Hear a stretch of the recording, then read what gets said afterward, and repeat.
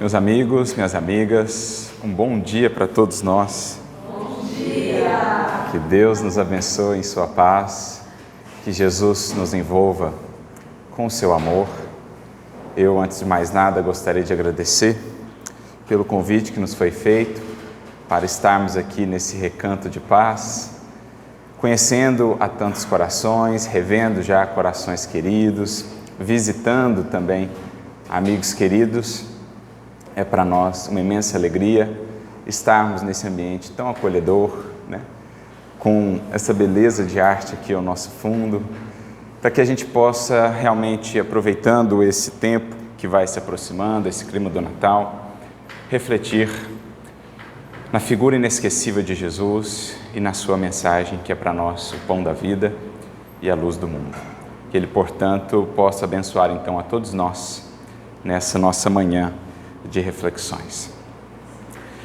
E existe uma imagem, um símbolo, uma cena que se repete ao longo das Escrituras e que será o ponto de partida para a nossa reflexão nesta manhã, em torno de uma virtude que às vezes nos causa uma certa dificuldade na compreensão do seu valor, na compreensão da sua finalidade. Para mergulharmos no universo de reflexão em torno dessa virtude, vamos reviver essa cena que se repete em dois marcos principais na história das Escrituras. Um primeiro marco, lá no simbolismo tão belo e tão profundo do livro de Gênesis, especialmente no capítulo de número 3, quando nós vemos aquela fatídica ou aquela marcante cena da figura de Adão no jardim, recebendo uma orientação divina e, em verdade, agindo em oposição à orientação divina recebida.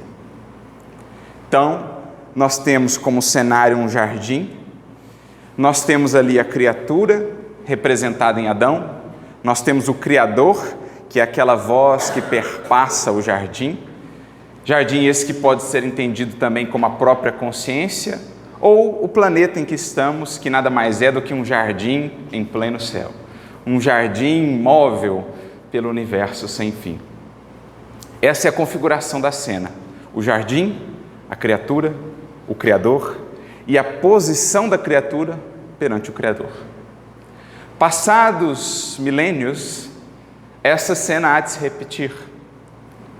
Mais uma vez um jardim, agora o das oliveiras.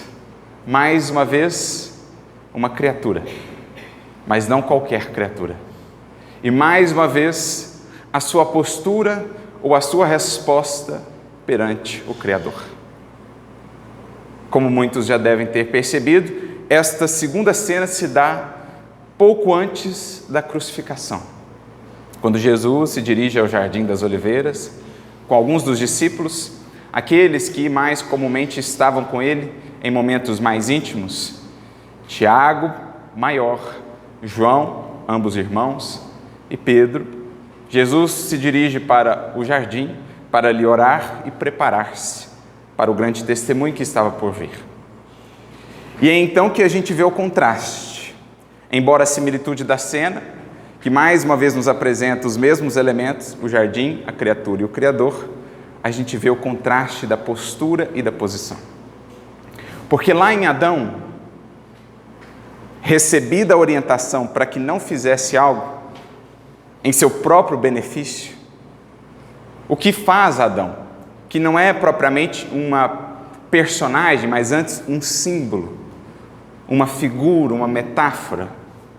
Adão, diante da orientação recebida, volta-se para Deus e diz: Senhor, que não seja feita a sua vontade, mas a minha. Volta as costas ao Criador, na postura de rebeldia, na postura de desobediência, e então cria para si as consequências dolorosas da atitude em oposição à proposta do Criador, à proposta da lei divina. Adão passa a representar então para nós a figura da rebeldia perante Deus. do egoísmo, da criatura que se estabelece, se coloca como centro do universo, fazendo sobrepor à vontade divina a sua própria. Essa é a primeira cena. Um símbolo, em verdade, do que tem sido a humanidade, a história da humanidade até aqui, até o chamamento do Evangelho. Em oposição, no entanto, Jesus, também num jardim, dirá: Senhor, que não seja feita a minha, mas a sua vontade.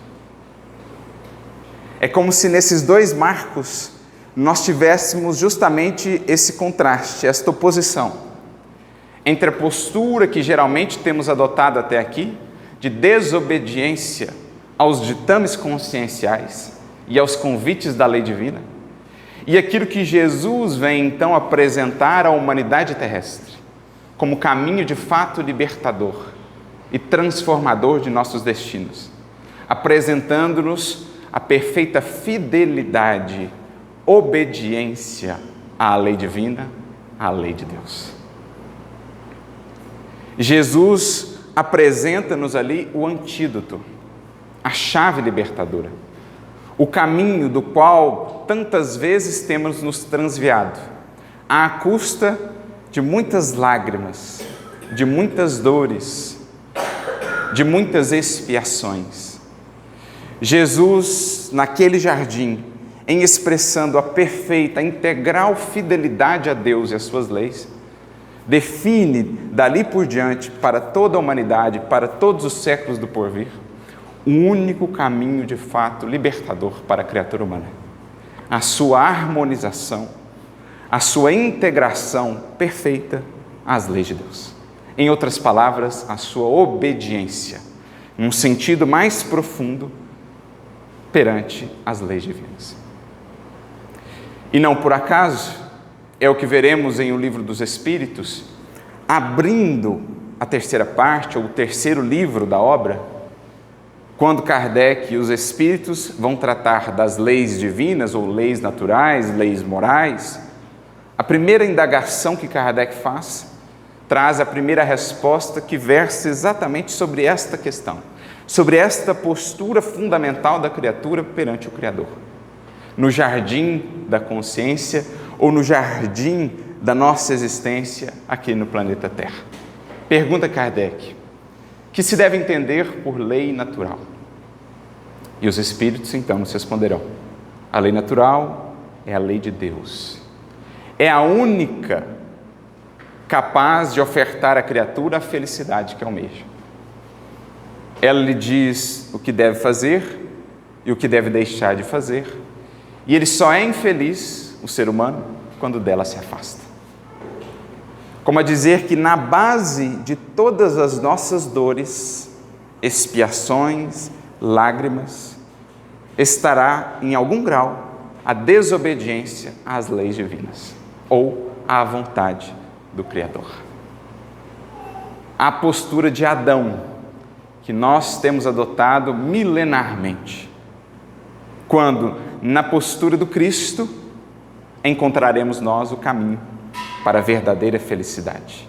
Não por acaso é ele definido também como sendo o caminho, a verdade e a vida, que é a consequência dessa harmonização com a verdade, da busca desse caminho reto em harmonia com a lei divina. O resultado disso é vida, e vida abundante. É a criatura que floresce, é o espírito que frutifica, é a vida que se expande, são as potências que se desenvolvem. E essa questão fundamental não passou batida de uma das maiores mentes que já pensou o cristianismo, que já viveu a mensagem cristã. Mente esta muito à frente do seu tempo, porque também muito inspirada e sintonizada com a própria mente do Cristo e dos seus colaboradores mais diretos. O apóstolo Paulo, em suas cartas, percebeu essa nuance, esse detalhe, e especialmente na sua carta, primeira carta aos Coríntios, no capítulo de número 15, ele vai tratar dessa questão. Ele lá define esses dois arquétipos, que ele chama de o primeiro Adão e o segundo ou o último Adão. Ele trabalha esse símbolo várias vezes ao longo desse capítulo. Para Paulo, o que é a figura do primeiro Adão?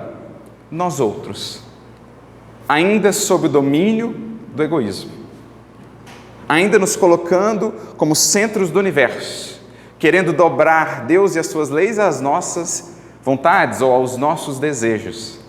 Esse é o primeiro Adão. É a postura que mais temos adotado até aqui. Mas ele nos apresenta também o segundo Adão, ou o último Adão, sobre o qual ele havia falado também na sua carta aos Romanos, capítulo de número 5, versículo 14, quando ele diz: no primeiro Adão está, digamos assim, o projeto, o esboço. Mas no segundo Adão, Cristo, no último Adão, temos a imagem do que está por vir. Ou seja, Jesus é o projeto concluído. É a criatura, de fato, imagem e semelhança do Criador. Nós somos esboços. Nós somos a planta, o projeto em construção, mas Jesus é a obra acabada.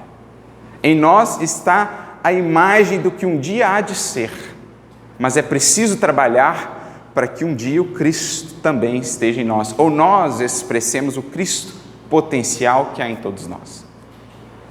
Mas voltando à carta aos Coríntios, no versículo 22 desse capítulo 15, da primeira epístola aos Coríntios, Paulo dirá assim: porque assim como todos morrem em Adão, em Cristo todos serão vivificados. Se a gente não percebe esses detalhes, se a gente não faz essa amarração entre o Novo Testamento, o Antigo Testamento e a importância do estudo aprofundado do Evangelho, se a gente não faz as conexões, qual o sentido dessa frase? O que a gente entende disso? Assim como todos morrem em Adão, todos serão vivificados em Cristo. Voltaremos nós àquela ideia de pecado original, um que errou, que então se propagou para todos os demais? Isso não faz sentido para nós, na doutrina espírita, à luz da compreensão dos atributos de Deus, dentre eles a justiça perfeita. Como um estará respondendo pelo desvio de outro? Não faria sentido. Mas o que é a imagem do pecado original, da transgressão de Adão? Senão essa postura que perpassa a humanidade terrestre, que todos os espíritos que aqui temos, ou que aqui estamos em evolução, temos, em algum grau, o desvio, a desobediência da lei divina. E o que esse desvio, essa transgressão de Adão, leva-nos a experienciar? Diz Paulo, a morte. Em que sentido? Morte física? Às vezes sim, pelos excessos a que nos entregamos, prejudicamos o próprio corpo. Mas num sentido mais amplo, num sentido espiritual, a morte representa estagnação, cristalização. Porque na criação divina, vida é movimento, é progresso, é iluminação.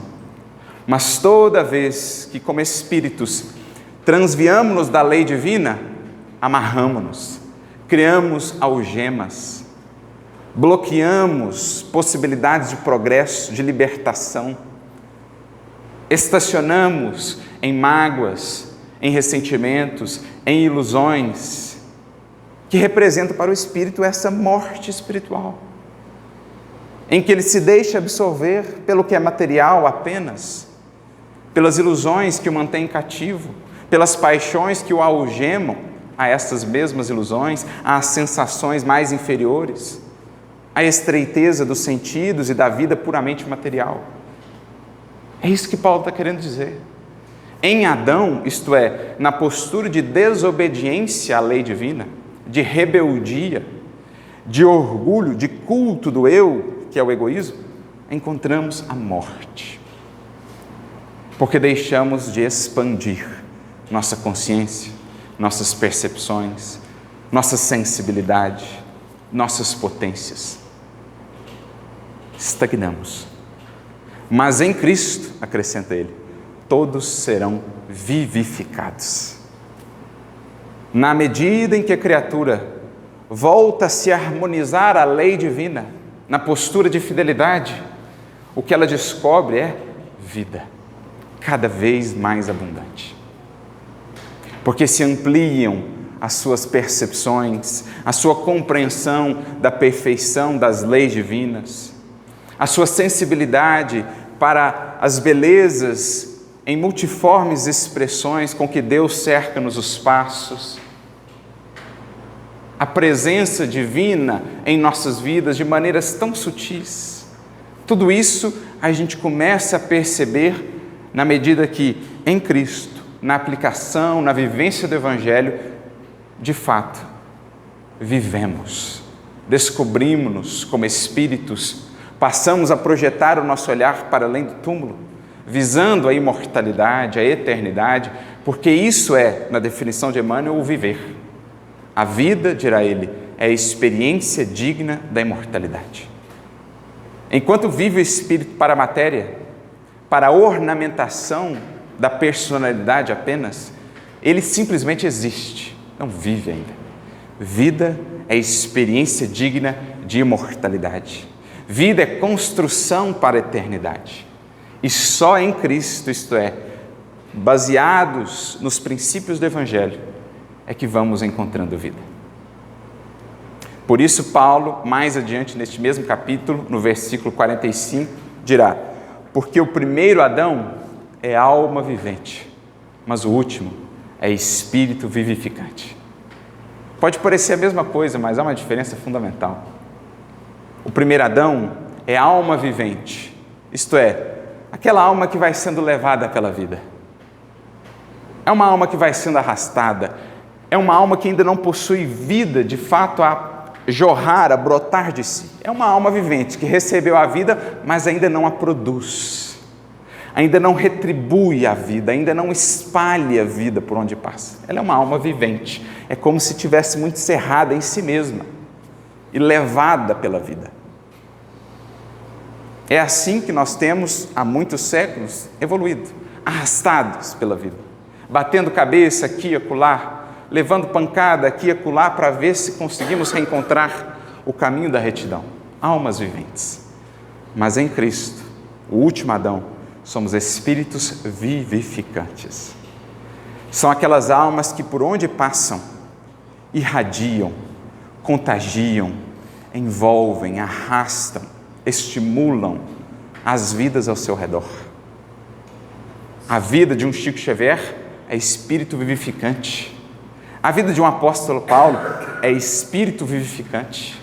A vida de um Eurípides Barçanufo é espírito vivificante. Basta olhar para as vidas por eles transformadas.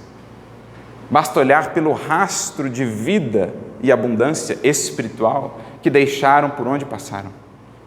Quais rios, vencendo desertos e levando consigo ao seu redor o verde, as florestas, o desenvolvimento, as flores, os frutos, rios de vida, mananciais de vida, é o que se tornam os espíritos em harmonia com o Evangelho de Jesus.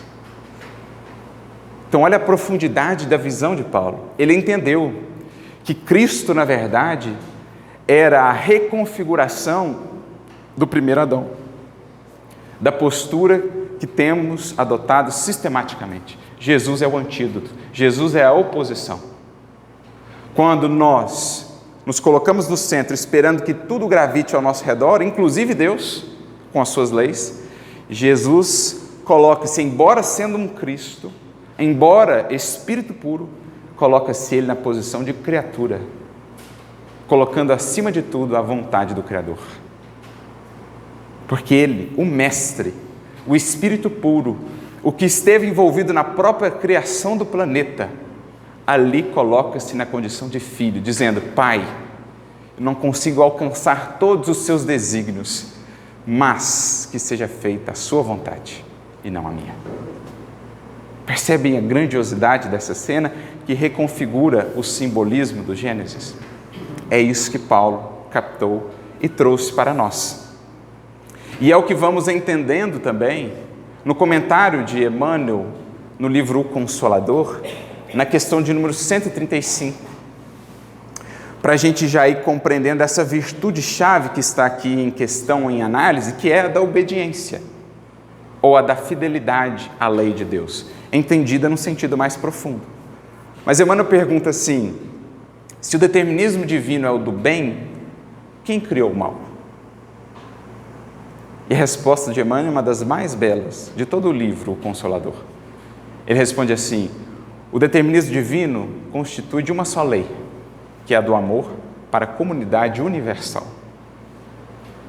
Todavia, confiando mais em si mesmo do que em Deus, transforma o ser humano, a sua fragilidade, num foco de ações contrárias a essa mesma lei, efetuando desse modo uma intervenção indébita na harmonia divina. Eis o mal. Urge recompor os elos sagrados dessa harmonia sublime. Eis o resgate. Olha essa definição de Emmanuel. De onde surge o mal, isto é, os problemas locais no tempo e no espaço, né? Os desajustes, os desequilíbrios, as dores, as lágrimas. De onde surge isso se o determinismo divino é o do bem? Considerando que há a faixa de operação do livre-arbítrio da criatura. Emmanuel diz: quando a criatura coloca-se acima do Criador, ela converte a sua fragilidade em foco de ações contrárias à harmonia divina.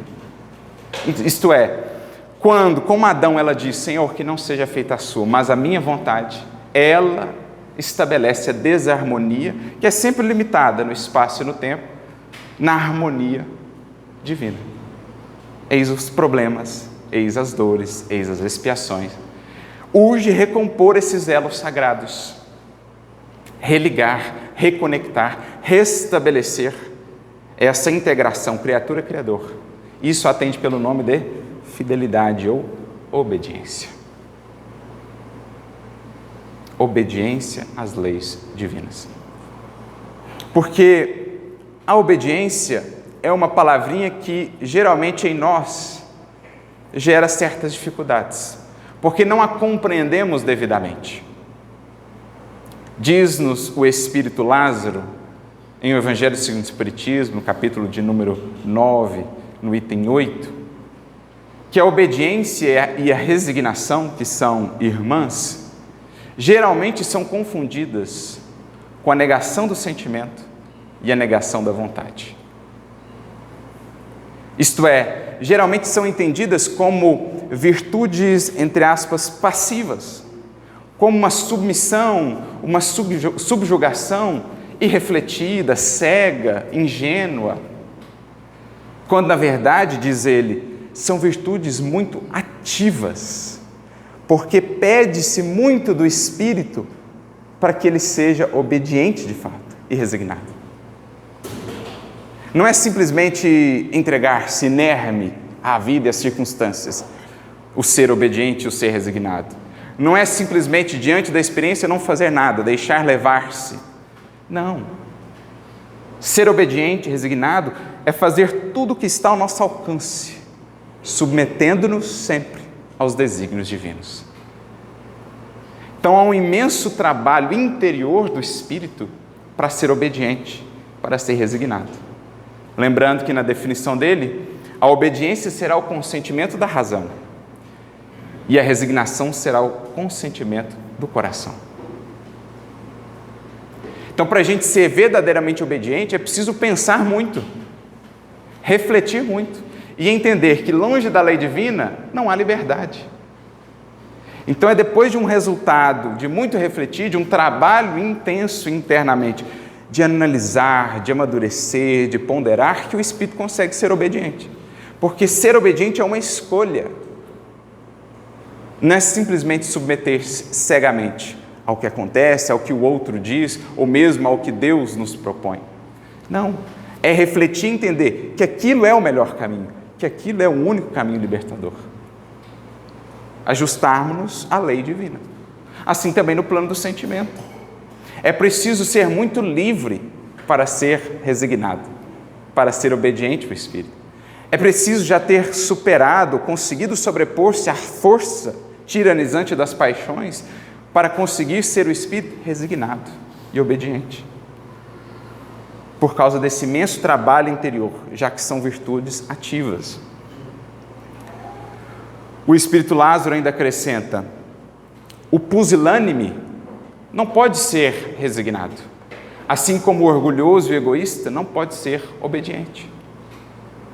Pois onde há orgulho e egoísmo, sobrepõe-se o eu, o desejo, à vontade divina. E então nos revoltamos, nos rebelamos. Convida-nos o Senhor a agir assim.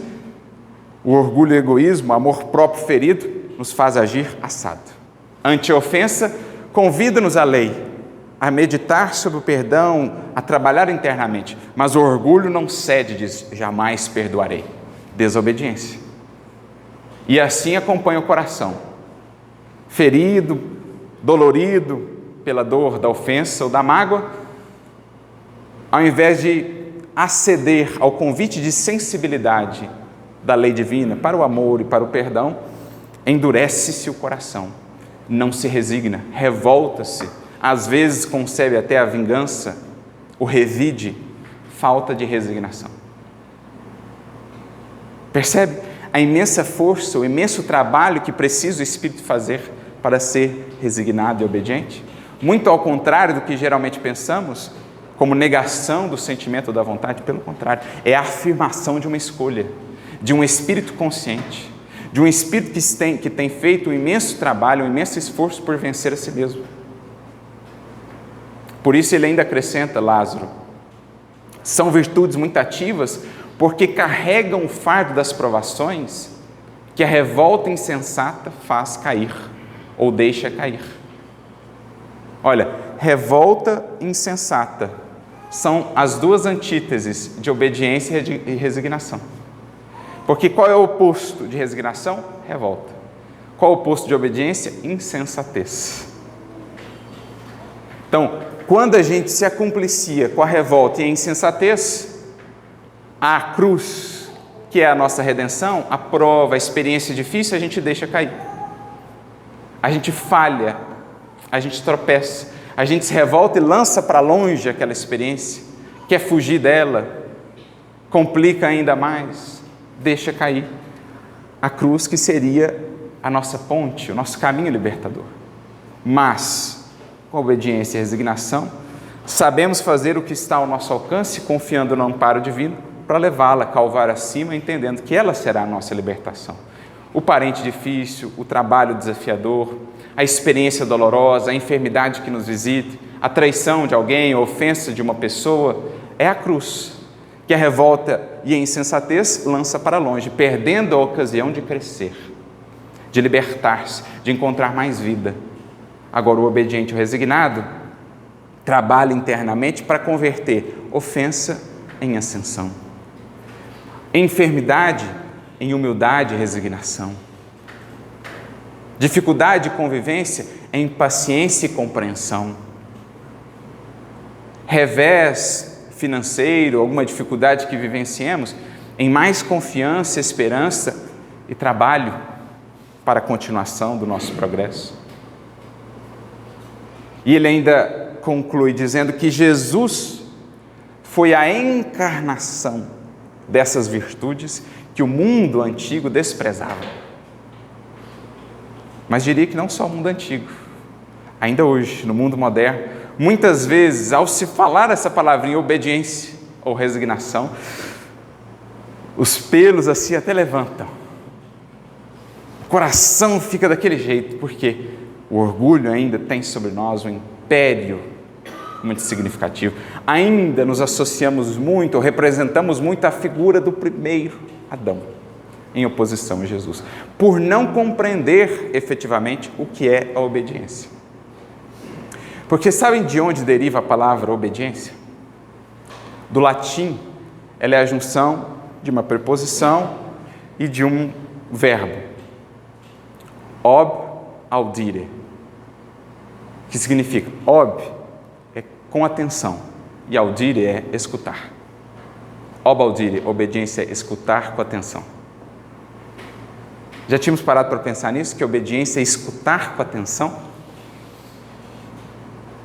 Quando, diante da prova difícil, do testemunho, falam as vozes internas, gritam as vozes internas do egoísmo, do orgulho, não ceda, não perdoe, não releve, não compreenda, gritam dentro de nós, revide, não leve para casa o desaforo, não aceite isso. revoltas contra Deus. Mas lá no fundo, tem uma voz ecoando que diz assim: perdoa, seja humilde, paciência, compreenda, ame, sacrifique-se. Essa voz é a voz do bom pastor, que ecoa mundo afora, séculos afora, convidando as ovelhas já mansas, obedientes e resignadas, a seguirem pelos caminhos que Ele apresenta. Mas a fim de ouvir essa voz, é preciso saber calar as falsas vozes que ainda gritam em nós. O Emmanuel mesmo terá uma mensagem chamada Entre as Falsas Vozes, em que ele dirá que as falsas vozes ou as vozes dos falsos profetas gritam sobretudo em nós. Não são os espíritos ou os outros encarnados os principais instrumentos de nossos desvios. Não, são as falsas vozes que gritam em nós. É a voz do egoísmo, é a voz do orgulho, é a voz do amor próprio dizendo: não aceite, revolte-se, lamente-se, blasfeme.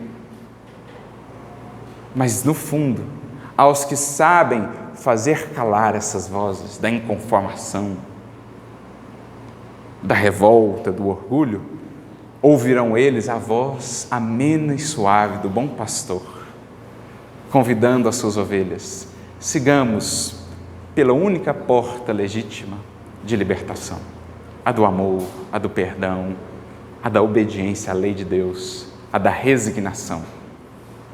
Sejam quais forem as circunstâncias, ser obediente, portanto, é saber escutar essa voz, que se manifesta em nós na chamada voz consciencial. A voz da consciência, que é muitas vezes insuflada, alimentada em nós pelos próprios benfeitores, que fazem-na ecoar, mas às quais essa voz ou essas vozes muitas vezes nos fazemos surdos. É o que os Espíritos dirão em O Livro dos Espíritos. Muitas vezes vocês se fazem surdos às nossas orientações por meio da voz da consciência. Mas ser obediente é ouvir essa voz e com atenção, no intuito de entender e sentir que longe disso, como já temos tantas vezes experienciado, não há felicidade ou libertação. Isso é obediência, é ouvir com atenção, é refletir. Para ser obediente, portanto, é preciso muita força interior. É preciso ser muito livre para saber obedecer. Quando o mundo nos diz que liberdade muitas vezes é fazer o que se quer e que obedecer é subjugação, em verdade a lei divina nos ensina o oposto, que aquele que obedece à lei de Deus, não às ilusões dos homens ou a outro cegamente, mas aquele que obedece à lei de Deus é o que é verdadeiramente livre. Paradoxalmente, o que obedece faz-se livre. Ao passo que o que reluta em obedecer esse chamado consciencial escraviza-se às consequências dolorosas de suas paixões. Por isso, para que possamos compreender isso mais a fundo, recordamos de uma mensagem de Emmanuel que se encontra na revista Reformador, de setembro de 1968. Lá ela aparece com o título de Atualidade, mas ela foi também incluída no livro Segue-me, capítulo de número 6, com o título Obediência Justa. E Emmanuel ele começa dizendo assim, antes, ele seleciona um versículo do apóstolo Paulo, em que Paulo fala sobre Jesus, na carta aos Filipenses, capítulo 2, versículo 6, em que Paulo diz assim, que ele, estando na forma de Deus, não utilizou-se do seu direito de ser tratado como um Deus. Está falando de Jesus, que ante a nossa pequenez se nos apresentava qual um Deus, tamanha distância, ele mesmo não se colocou como tal e fez-se em tudo, sempre obediente a Deus. Nunca se sobrepôs ao Criador, sendo ele o Espírito mais poderoso, mais grandioso que aqui já pisou. Ele expressou essa grandiosidade justamente pela magnitude da sua fidelidade. e da sua obediência a Deus. Por isso era ele tão poderoso e tão grandioso. Porque, entre aspas, parecendo Deus, não se fazia como tal, mas antes, criatura fiel. Então, ao comentar esse versículo de Paulo sobre Jesus, Emmanuel diz assim: todos os sofrimentos dos homens, de modo geral, originam-se da pretensão de usurpar o divino poder. Usurpar o divino poder. Voltando à figura de Adão, há uma orientação divina, há a lei. Adão volta-se e diz: não me importa a lei, eu faço a lei. Não me importa o desígnio de Deus, eu estabeleço o meu desígnio como objetivo maior. Porque no fundo é isso que está apresentado na metáfora, né? Temos lá a questão do fruto, do conhecimento, do bem e do mal, que não era para comer e ele comeu. Mas na verdade, a melhor tradução talvez para o nome do fruto não é o fruto do conhecimento do bem e do mal, é o fruto da definição do bem e do mal. É como se a criatura dissesse para si mesma: eu defino o que é bem e o que é mal. Então a criatura diz assim: para mim, não vejo problema algum em prejudicar o outro para alcançar o que eu quero. Não é o que acontece quando o espírito, por exemplo, se entrega à corrupção, tirando de tantos para o seu bem-estar e para o seu conforto? No fundo ele não está dizendo assim: não me importa o bem e o mal, não me importa a lei divina, eu defino que para mim isso aqui é bem, e não importa quem são os prejudicados. Essa é a queda de Adão, essa é a queda de todos nós, quando nós usurpamos a posição de Deus e dizemos assim: eu sou Deus e eu defino que para alcançar o que eu quero, não me importa se eu faço isso ou aquilo outro, tudo é justificável para alcançar o que eu quero. É isso que Adão faz, é isso que nós tantas vezes temos feito e por isso tantas dores temos comprado, porque toda vez que buscamos usurpar o divino poder, geramos sofrimento. Toda vez que nos colocamos acima da divina lei, que não ouvimos a voz consciencial, daí derivam sofrimentos, como está na questão 614. É a única que lhe apresenta o caminho da felicidade, e ele só é infeliz quando dela se afasta. Todos os sofrimentos humanos derivam disso, de colocar-se a criatura no centro do universo, tirando Deus da jogada. Ainda que às vezes, figuradamente, diga-se muito temente, muito fiel a Deus. Muitas vezes temos feito isso ao longo dos séculos, dizendo-nos servidores de Deus, mas colocando-nos acima dele. Saulo, a fim de atender os seus caprichos e desejos, dizia que fazia aquilo em nome de Deus, mas no fundo era ele quem estava no centro. E é Jesus e o Evangelho que vem ensiná-lo então a reconfigurar-se, colocando novamente Deus e a sua lei de amor no centro, para que ele então gravitasse em torno dessa lei. Por isso, mais tarde ele viria a dizer, em O Livro dos Espíritos, na questão 1009, gravitar para a unidade divina, eis o fim da humanidade. Se todas as nossas dores nascem do movimento de tirar Deus do centro e colocar a nós mesmos, de onde virão todas as nossas felicidades e o nosso progresso? Tirar a nós mesmos do centro e recolocar a figura divina, a sua lei, e gravitarmos em torno dessa lei. Daí a evolução. Então, o fim da humanidade, a finalidade para a qual todos nos destinamos é gravitar em torno da unidade divina. Orgulho, vaidade, insensatez, egoísmo, perversidade, rebeldia e opressão representam apenas modalidades variadas dessa usurpação indébita. Então, todos esses desvios, na verdade, são apenas modalidades de um mesmo desvio primordial. A criatura sobrepondo-se ao Criador. Egoísmo, usurpação, corrupção, opressão, violência, insensatez, tudo isso é fruto, o resultado de um afastamento, de um desvio original. A guerra e o seu séquito pestilencial, a tirania e o instinto revolucionário, as paixões arrasadoras e os desastres espirituais que lhes são consequentes, constituem-lhe as obras. Então, desses desvios surgem as obras.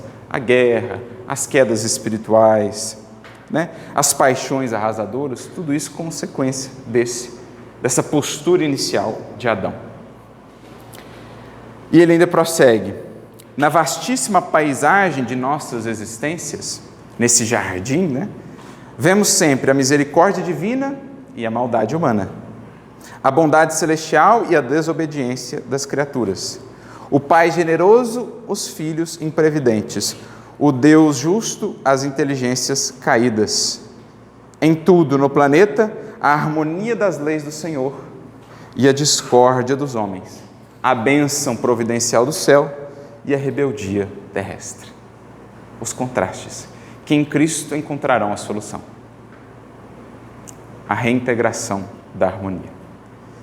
E aí mais adiante ele conclui dizendo assim: para o aprendiz sincero, né, do Evangelho, deve resplandecer o ensinamento daquele que, tendo vindo ao mundo através de anúncios divinos, assinalados por uma estrela brilhante, temido pelas autoridades do seu tempo, que transformou pescadores em apóstolos, que curou leprosos, cegos, paralíticos, enfim, com todos esses aparentes poderes, né, com toda essa grandeza a envolvê-lo, esse mesmo ser não quis usurpar o direito divino e marchou um dia para o monte, a fim de testemunhar a obediência justa ao Senhor Supremo da vida no alto de uma cruz, ante o desprezo e a ironia de todos. Então Jesus, com essa postura, ensinou-nos a verdadeira grandeza e o verdadeiro poder. Quando nós, muitas vezes, temos usurpado esse direito, essa posição divina, com os nossos anseios, os nossos caprichos, as nossas paixões, crendo-nos assim poderosos, triunfantes, para logo mais adiante, na desencarnação, facearmos a realidade de que construímos sobre bases de areia, Jesus mostrou-nos, com essa suprema fidelidade a Deus, na obediência perfeita e na resignação absoluta, que só assim será o Espírito triunfante, vencedor, poderoso. Não se deixou ele envolver pelas aparências transitórias, pelos ornamentos do mundo. Fez-nos ver que a verdadeira vitória e a verdadeira conquista é íntima. No imenso esforço que faremos por domar-nos as paixões, por vencer-nos internamente os caprichos, harmonizando-nos à lei divina, obedecendo, ouvindo atentamente para aplicar. Isso é obediência, isso é libertação. Por isso falávamos, é preciso ser muito livre para saber obedecer. Livre para poder raciocinar de maneira lúcida, sem viés, sem preconceitos, sem caprichos. Livre no plano do sentimento, para não ceder às tentações, aos arrastamentos, aos cantos de sereia das sensações mais baixas que tantas vezes nos têm feito mergulhar no mar de grandes quedas e grandes ilusões. É preciso ser livre de tudo isso para poder obedecer e resignar-se. Renovar a nossa relação com essa palavrinha, com essa postura, que muitas vezes nos causa incômodo, que muitas vezes nos faz querer repelir esta postura. É preciso internamente, no trabalho da humildade, do conhecimento de si, no trabalho da tomada de consciência e do fortalecimento da vontade, saber-nos fazer obedientes. E é por isso que me recordo aqui de uma outra mensagem, desta vez do Espírito Sheila, que está no livro Taça de Luz, capítulo de número 42, intitulada Disciplina. Porque a disciplina, em verdade, é uma filha da obediência. Eu me disciplino, eu me moldo a um modo de ser, a um conjunto de preceitos ou princípios, uma vez que entendo a finalidade deles, o objetivo deles. Por que nos propomos a disciplina do Evangelho? Porque entendemos que no Evangelho está um conjunto de princípios que haverão de nos libertar, de nos conduzir à felicidade. É discípulo de Jesus aquele que se submete às disciplinas propostas por Jesus. Discípulo, disciplina. E por que nos fazemos discípulos?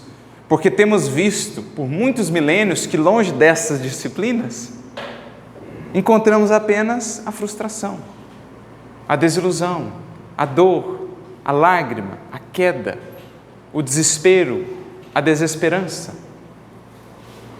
Mas o mínimo que damos a essas disciplinas já nos faz ver o quanto que em Jesus encontramos de esperança, de otimismo, de libertação, de leveza, de alegria. Porque com Ele, submetendo-nos ao seu jugo, encontramos, paradoxalmente, uma vida mais suave. Ainda que no plano exterior, mais marcada de lutas e dificuldades, com Jesus, submetidos ao seu jugo, a vida é suave. O fardo é leve. Quem vê de fora parece identificar na vida dos verdadeiros seguidores de Jesus sempre um fardo imenso, dificuldades e dores superlativas. Mas perguntemos a Eurípides Barçanufo, a Chico Xavier e a quaisquer outros grandes tarefeiros se trocariam aquele fardo das calúnias, das dificuldades, das pedradas, das lutas imensas pelo fardo do mundo. Se trocariam o jugo das disciplinas de Jesus pelo jugo aparentemente mais fácil das sensações, dos prazeres e dos gozos materiais? De modo algum. Muda-se a perspectiva, a sensibilidade do espírito. Vendo de fora, parece um jugo mais pesado, ou melhor, um jugo mais difícil, um fardo mais pesado. Mas para o que se entrega a essas disciplinas, percebe-se que em verdade com Jesus o fardo é leve e o jugo é suave. Então, esta mensagem da disciplina, Sheila inicia dizendo assim: não nos repugne o verbo obedecer. Porque até aqui ele nos tem repugnado. Porque a gente associa às outras experiências que temos tido com o verbo obedecer, né? Desde a infância, obedecer pai e mãe, a gente tem aquela coisa assim, de estarmos contrafeitos, né? De não sermos atendidos e tal, aquilo desperta em nós algo que nos faz repelir esse verbo. Mas espiritualmente é esse o verbo que nos conduz à libertação e à felicidade. Porque ela acrescenta: tudo que constitui progresso e aperfeiçoamento no mundo, no universo, na natureza, tem por base a ordem, a disciplina ou a obediência, que, diz ela, começa no céu, no cosmos. Obedecem as galáxias, as estrelas, aos ditames das leis a que se vinculam. Cumprem as suas órbitas, os seus movimentos fielmente. Obedece o sol, obedece a lua, obedecem as galáxias, aquilo que lhes foi estabelecido. E a natureza, acrescenta ela, é um hino de obediência. Obedece a fonte, obedece o solo, obedece a árvore, obedece a semente. A natureza é um hino à ordem, à disciplina. Mas, mais uma vez, não à disciplina e à ordem cega.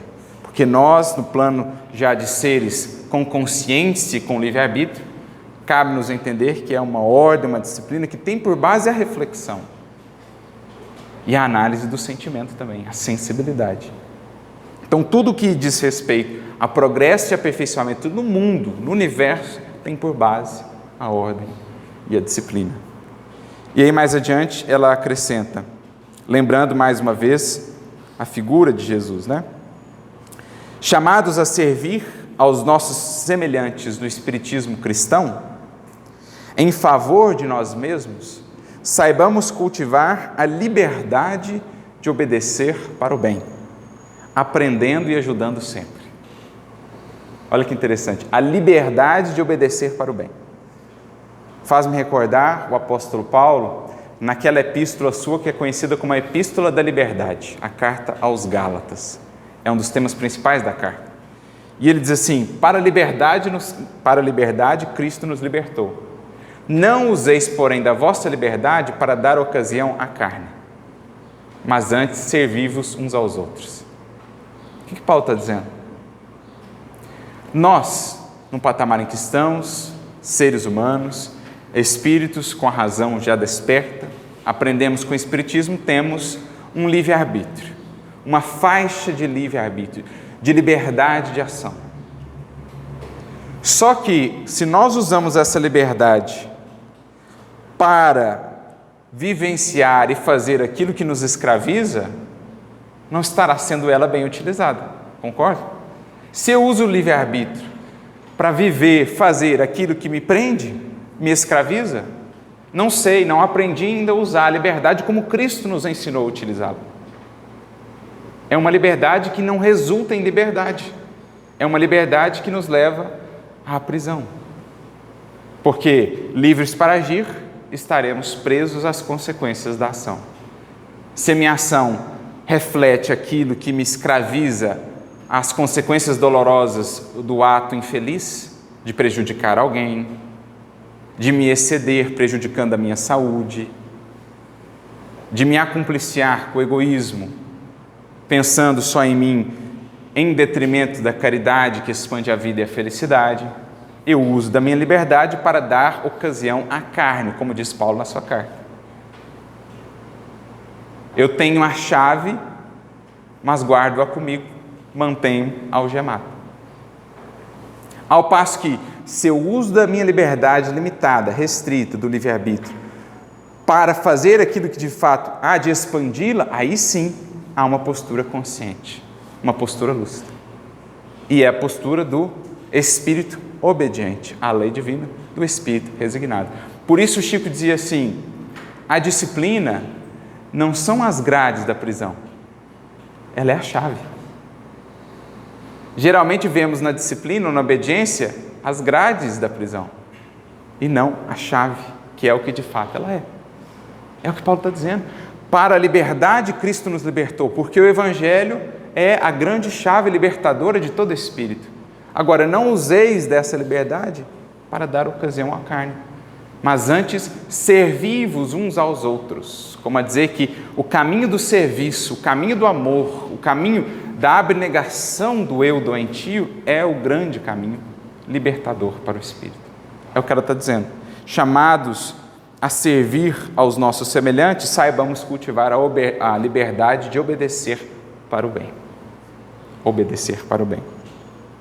E ela ainda continua: jamais nos esqueçamos de que Jesus se fez o mestre divino e o soberano das almas, não somente porque tenha vindo ao mundo consagrado pelos cânticos das legiões celestes, mas também por haver transformado a própria vida em seu apostolado de amor, num cântico de humildade, obedecendo constantemente à vontade de Deus. Eis a síntese do que representa Jesus para a humanidade. Uma humanidade até então representada no arquétipo de Adão, viciada no eu, no querer, no capricho, na vontade que se antepõe à vontade divina. Jesus apresenta-se como aquele coração que se curva, que se faz obediente ao Criador, encontrando por isso mesmo um portal, o esplendor da sua libertação, da sua liberdade. Por isso, Paulo também nos dirá, naquela sua conhecida fala acerca da liberdade, quando diferencia o que convém fazer do que podemos fazer. Na síntese maravilhosa que nos apresenta: tudo me é lícito, mas nem tudo me convém. O que é ser obediente? É entender que nem tudo me convém. É entender sim que tudo me é lícito, mas cortar, tirar desses horizontes o que já não me convém, porque agora é mais maduro, mais lúcido e mais sensível para entender que nesse caminho que nos está proposto, só em harmonia com a lei, haveremos de encontrar o que nos faz progredir.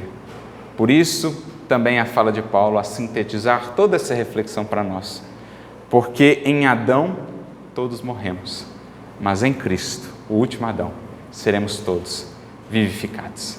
Que saibamos, com essa lucidez, compreender o que nos está proposto. Buscar a obediência e a resignação, não no sentido ingênuo, cego, da simples subjugação ou da pusilanimidade, de nos portarmos inermes, indiferentes perante a criação. Não. Entendendo que pede-nos a obediência e a resignação muita atividade íntima, de amadurecimento da razão, de estudo, de compreensão e também, fundamentalmente, de vitória, de predomínio da nossa vontade sobre a força ainda tão forte em nós da paixão ou das paixões, para que assim com Jesus encontremos a liberdade.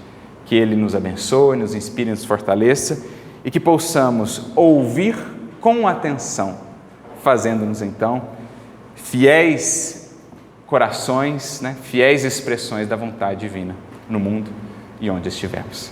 A todos, muita luz e muita paz. Que Jesus nos abençoe e nos inspire sempre.